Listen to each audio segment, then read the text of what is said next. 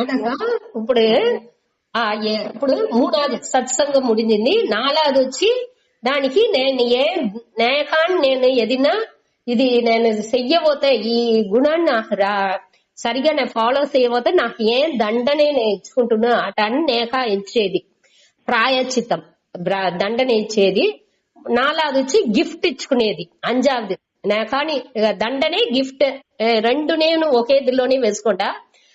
నేను ప్రాయచితం ఏనా చేసేది నా ఒకటి నేను కరెక్ట్ గా చేస్తానంటే బాగా గుణాన్ని ఎత్తుకుచ్చుకున్నంటే నాకే నేను గిఫ్ట్ ఇచ్చుకునేది.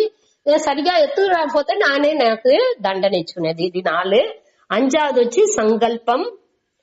6 అవధానం మున్నెచ్చరికై. 7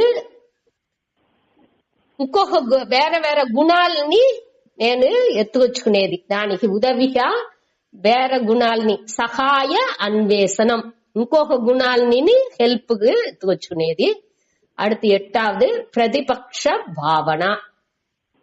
దానికి మనతో ఏం తప్పైన గుణాలు ఉందో దానికి ఆపోజిట్ గా ఉండే గుణాన్ని ఎత్తుకొచ్చినది ప్రతిపక్ష భావన.